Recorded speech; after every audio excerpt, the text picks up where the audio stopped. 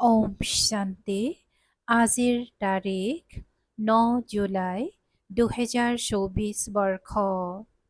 প্ৰাতঃ মুৰলী বাপদাদা মধুবন। আজিৰ পিতাৰ অমৃতবাণী হৈছে, মৰমৰ সন্তানসকল, সত্য পিতাৰ লগত ভিতৰে বাহিৰে সত্যনিষ্ঠ হবা, তেতিয়াহে দেৱতা হ'ব পাৰিবা। তোমালোক ব্ৰাহ্মণসকলে ফৰিস্তা তথা দেৱতা হোৱা। পিতাই আজি কৈছে যে সত্য পিতাৰ লগত ভিতৰে বাহিৰে সত্যনিষ্ঠ হবা, তেতিয়াহে দেৱতা হ'ব পাৰিবা। তোমালোক ব্ৰাহ্মণসকলেই ফৰিস্তা তথা দেৱতা হোৱা। আৰু আজিৰ প্ৰশ্ন, এই জ্ঞান শুনা আৰু ধাৰণ কৰাৰ অধিকাৰী কোন হ'ব পাৰে? পিতাই উত্তৰত কৈছে, যিসকলে আদিৰ পৰা অন্তলৈকে ভূমিকা পালন কৰিছে, যিসকলে সকলোতকৈ বেছি ভক্তি কৰিছে, তেওঁলোকে জ্ঞান ধাৰণ কৰাত বহুত তীক্ষ্ণ হ'ব। উচ্চ পদো তেওঁলোকে পাব। তোমালোক সন্তানসকলক কোনোৱে সোধে, আপোনালোকে শাস্ত্ৰ নামানে নেকি? তেতিয়া কবা, যিমান আমি শাস্ত্ৰ পঢ়িছোঁ, ভক্তি কৰিছোঁ, সিমান এই জগতত কোনেও নকৰে। এতিয়া আমি ভক্তিৰ ফল পাইছোঁ, সেয়েহে এতিয়া ভক্তিৰ প্ৰয়োজন নাই। ওম শান্তি। বেসদৰ পিতাই বেসদৰ সন্তানসকলক আহি বুজায়। সকলো আত্মাৰ পিতাই সকলো আত্মাকেই বুজায়, কিয়নো তেওঁ হৈছে সকলোৰে সদ্গতি দাতা।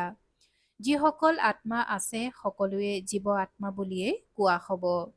শৰীৰ নহ'লে আত্মাই চাব নোৱাৰে।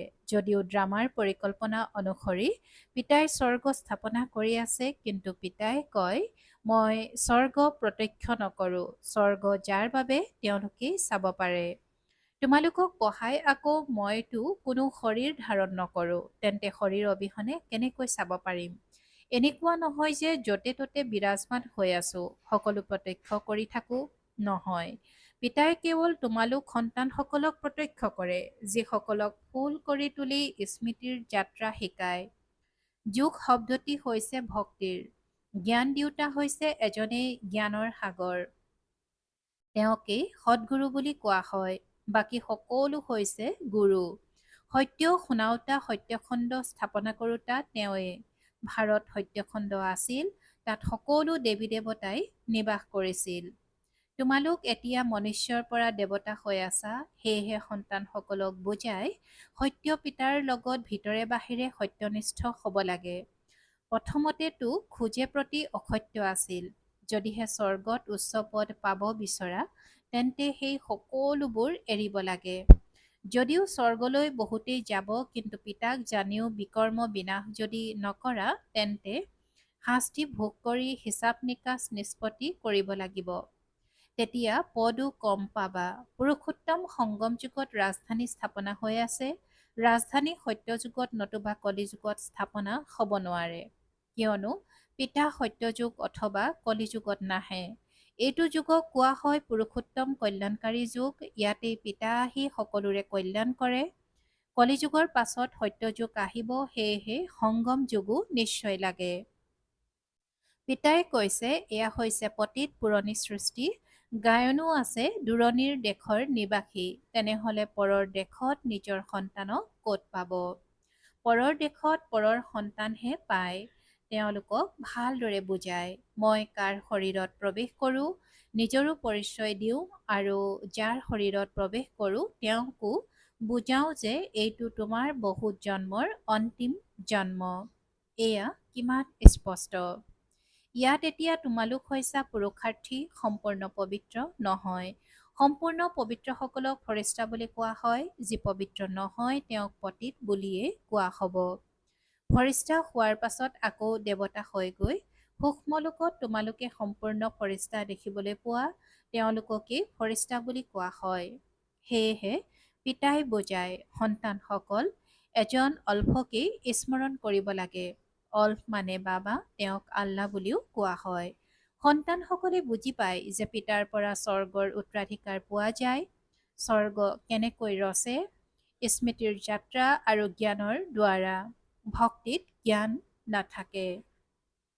জ্ঞান কেৱল এজন পিতাই ব্ৰাহ্মণসকলক দিয়ে। ব্ৰাহ্মণ আটাইতকৈ উচ্চ নহয় জানো?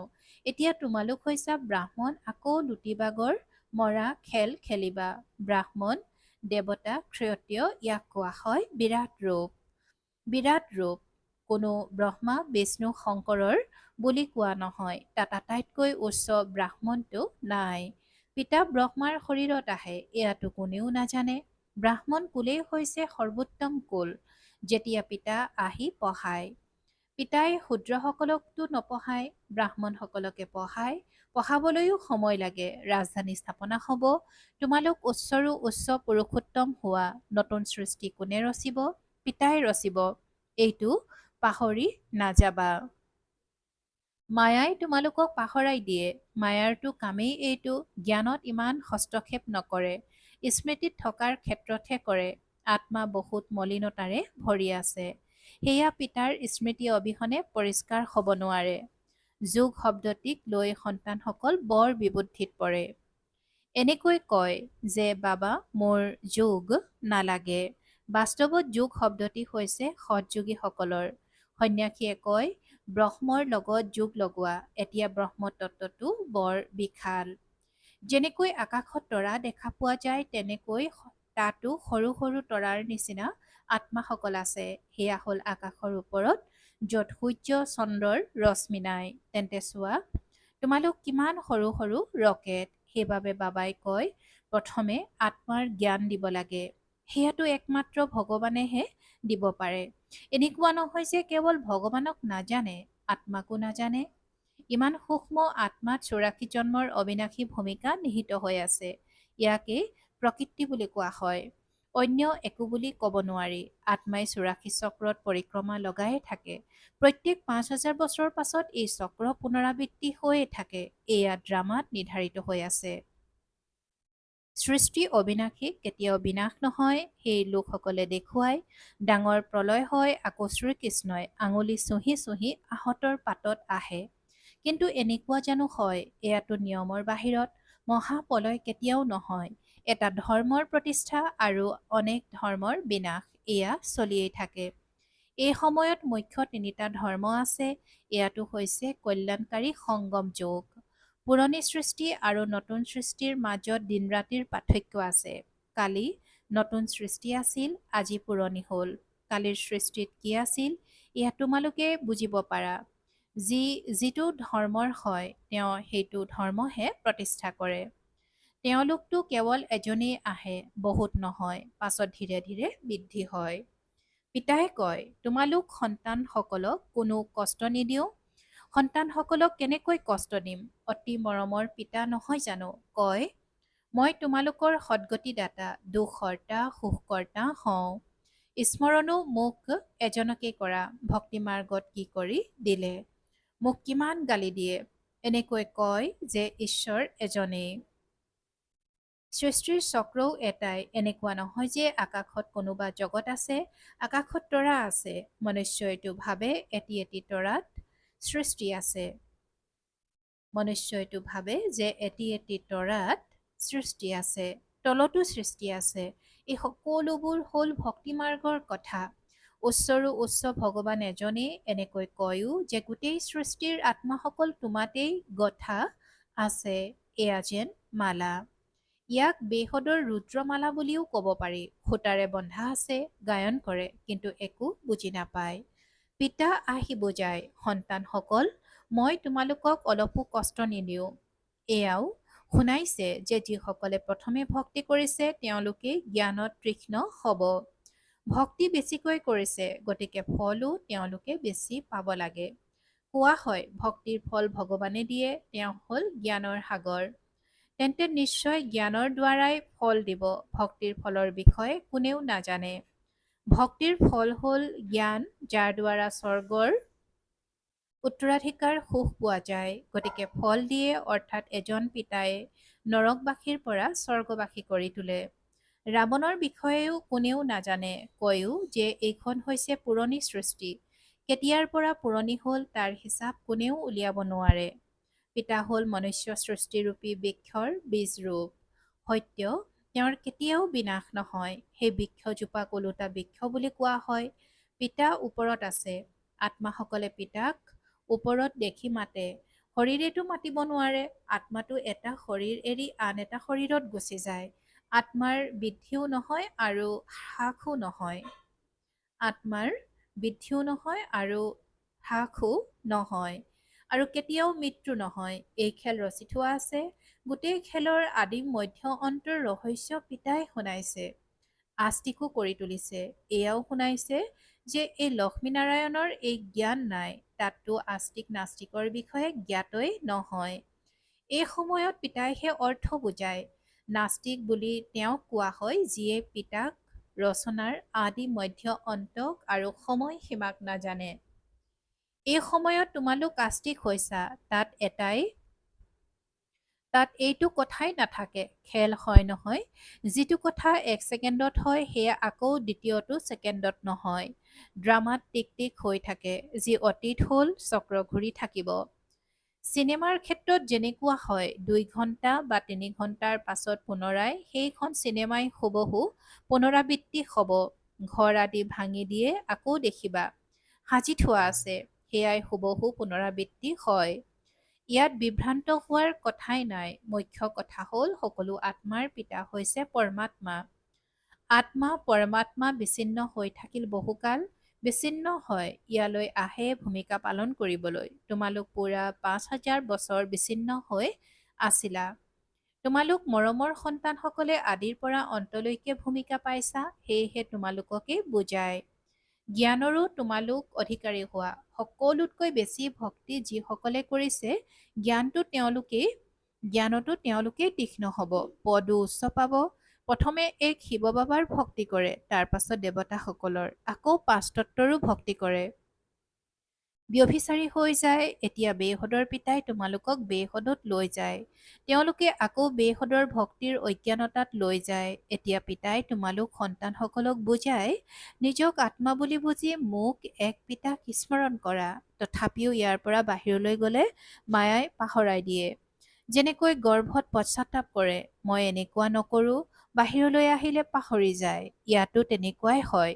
বাহিৰলৈ গ'লে পাহৰি যায়। এয়া ভুল আৰু নিৰ্ভুলৰ খেল। এতিয়া তোমালোক পিতাৰ তুলনীয়া সন্তান হৈছা। শিৱ বাবা আছে নহয়, তেওঁ হ'ল সকলো আত্মাৰ বেহদৰ পিতা। পিতা কিমান দূৰৈৰ পৰা আহে, তেওঁৰ ঘৰ হৈছে পৰমধামত। পৰমধামৰ পৰা আহে তেন্তে নিশ্চয় সন্তানসকললৈ উপহাৰ লৈ আনিব। হাতৰ তলুৱাত স্বৰ্গ উপহাৰ হিচাপে লৈ আহে। পিতাই কয়, ছেকেণ্ডত স্বৰ্গৰ বাট চাহি লোৱা, কেৱল পিতাক জানি লোৱা। সকলো আত্মাৰ পিতা নহয় জানো? পিতাই কয়, মই তোমালোকৰ পিতা হওঁ। মই কেনেকৈ আহোঁ সেয়াও তোমালোকক বুজাওঁ। মোক ৰথটো নিশ্চয় লাগে। কোনখন ৰথ? কোনো মহাত্মাৰটো ল'ব নোৱাৰোঁ। মনুষ্যই কয়, আপোনালোকে ব্ৰহ্মাক ভগৱান, ব্ৰহ্মাক দেৱতা বুলি কয়। হেৰ' আমি ক'ত কওঁ? বৃক্ষৰ একেবাৰে ওপৰত থিয় হৈ আছে। যি সময়ত গোটেই বৃক্ষ তমোপ্ৰধান, ব্ৰহ্মাও তাত থিয় হৈ আছে। গতিকে বহুত জন্মৰ অন্তৰ জন্ম নহ'ল জানো? বাবাই নিজেই কয়, মোৰ বহুত জন্মৰ অন্তিম জন্মত যেতিয়া বানপ্ৰস্থ অৱস্থা হয় তেতিয়া পিতা আহে, যিয়ে আহি বৃত্তি আদি এৰুৱালে। 60 বছৰৰ পাছত মনুষ্যই ভগৱানৰ সৈতে মিলিত হ'বলৈ ভক্তি কৰে। পিতাই কয়, তোমালোক সকলো মনুষ্য মতত আছিলা। এতিয়া বাবাই তোমালোকক শ্ৰীমত দি আছে। শাস্ত্ৰ ৰচনা কৰা সকলো হৈছে মনুষ্য। দেৱতাসকলেতো নিলিখে, নপঢ়েও। সত্যযুগত শাস্ত্ৰ নাথাকে, ভক্তিয়েই নাই। শাস্ত্ৰত সকলো কৰ্মকাণ্ড লিখা আছে, ইয়াত সেইবোৰ কথা নাই। তোমালোকে দেখিছা যে বাবাই জ্ঞান দিয়ে। ভক্তি মাৰ্গতো আমি শাস্ত্ৰ বহুত পঢ়িছোঁ। কোনোবাই যদি সোধে যে আপোনালোকে বেদ শাস্ত্ৰ আদি মানেনে, তেতিয়া কবা, যিমান মনুষ্য আছে তেওঁলোকতকৈ আমি বেছিকৈ মানো। আৰম্ভণিৰে পৰা অবিভেচাৰী ভক্তি আমি আৰম্ভ কৰিছোঁ। এতিয়া আমি জ্ঞান পাইছোঁ, জ্ঞানেৰে সদ্গতি হয়, তেন্তে আকৌ আমি কি ভক্তি কৰিম? পিতাই কয়, সন্তানসকল বেয়া নুশুনিবা, বেয়া নাচাবা। গতিকে পিতাই কিমান সাধাৰণ ৰীতিৰে বুজায়, মৰমৰ সন্তানসকল, নিজক আত্মা বুলি নিশ্চয় কৰা। মই আত্মা। তেওঁলোকে কৈ দিয়ে, মই আল্লাহ। তোমালোকে শিক্ষা পোৱা, মই আত্মা, পিতাৰ সন্তান। মায়াই এইটোৱে বাৰে বাৰে পাহৰাই দিয়ে। পিতাই আজি মায়াৰ কথা কৈছে যে মায়াই এইটোৱে বাৰে বাৰে পাহৰাই দিয়ে, অৰ্থাৎ মই আত্মা পিতাৰ সন্তান। এই কথাটোৱে মায়াই বাৰে বাৰে পাহৰাই দিয়ে। দেহ অভিমানী হলে ওলোটা কৰ্ম হৈ যায়। এতিয়া পিতাই কয়, সন্তানসকল পিতাক পাহৰি নাযাবা, সময় নষ্ট নকৰিবা, ভাল বাৰু। অতি মৰমৰ কল্পৰ পাছত পুনৰাই মিলিত হোৱা সন্তানসকলৰ প্ৰতি মাতা পিতা বাপ দাদাৰ স্নেহপূৰ্ণ স্মৰণ আৰু সুপ্ৰভাত। আত্মিক পিতাৰ আত্মিক সন্তানসকলক নমস্কাৰ আৰু আত্মিক সন্তানসকলৰ আত্মিক মাত পিতা আৰু বাপ দাদাৰ প্ৰতি স্নেহপূৰ্ণ স্মৰণ আৰু সুপ্ৰভাত আৰু নমস্কাৰ নমস্কাৰ নমস্কাৰ। আৰু আজিৰ ধাৰণাৰ বাবে মুখ্য সাৰ প্ৰথমতে ৰচয়িতা আৰু ৰচনাৰ ৰহস্যক যথাৰ্থভাৱে বুজি আস্তিক হ'ব লাগে, ড্ৰামাৰ জ্ঞানত বিভ্ৰান্ত হ'ব নালাগে, নিজৰ বুদ্ধিক সদৰ পৰা আঁতৰাই বেসদত লৈ যাব লাগে। দ্বিতীয়তে সূক্ষ্মলোক নিবাসী ফৰিস্তা হ'বলৈ সম্পূৰ্ণ পবিত্ৰ হ'ব লাগে। আত্মাত যি মলিনতা আছে সেয়া স্মৃতিৰ শক্তিৰে আঁতৰাই পৰিষ্কাৰ কৰিব লাগে। আৰু আজিৰ বৰদান, ঈশ্বৰীয় ৰসৰ অনুভৱ কৰি একৰস স্থিতিত স্থিত হৈ থাকোঁতা শ্ৰেষ্ঠ আত্মা হোৱা। যিসকল সন্তানে ঈশ্বৰীয় ৰসৰ অনুভৱ কৰি লয় তেওঁলোকৰ জগতৰ সকলো ৰস স্বাধীন লাগে। যিসকল সন্তানে ঈশ্বৰীয় ৰসৰ অনুভৱ কৰি লয় তেওঁলোকৰ জগতৰ সকলো ৰস স্বাধীন লাগে। যিহেতু এটা ৰসেই মিঠা, তেন্তে এফালেই মনোযোগ আকৰ্ষিত হ'ব নহয় জানো? সহজে এফালে মন বহি যায়, পৰিশ্ৰম নহয়। পিতাৰ স্নেহ, পিতাৰ সহায়, পিতাৰ সংগ, পিতাৰ দ্বাৰা সৰ্বপ্ৰাপ্তিয়ে অনায়াসে একৰস স্থিতি গঢ়ি তোলে। এনেকুৱা একৰস স্থিতিত স্থিত হৈ থাকোঁতা আত্মাসকলেই শ্ৰেষ্ঠ। আৰু আজিৰ শ্লোগান, আৱৰ্জনা সমাহিত কৰি ৰত্ন দিয়া, অৰ্থাৎ মাষ্টাৰ সাগৰ হোৱা। ওম শান্তি। পৰোপকাৰৰ ভাৱনাৰে সম্পন্ন হৈ অপকাৰীৰো উপকাৰ কৰিবলৈ আজিৰ অব্যক্ত সংকেত। কোনোবাই নিজৰ সংস্কাৰ বা স্বভাৱৰ কাৰণে তোমালোকৰ সন্মুখত পৰীক্ষাৰ ৰূপত আহক, কিন্তু তোমালোকে ছেকেণ্ডত নিজৰ শ্ৰেষ্ঠ সংস্কাৰেৰে এজনৰ স্মৃতিৰে এনেকুৱা আত্মাসকলৰ প্ৰতিও দয়াশীলতাৰ সংস্কাৰ বা স্বভাৱ ধাৰণ কৰি লোৱা, এয়াই হৈছে উপকাৰ কৰা। ওম শান্তি।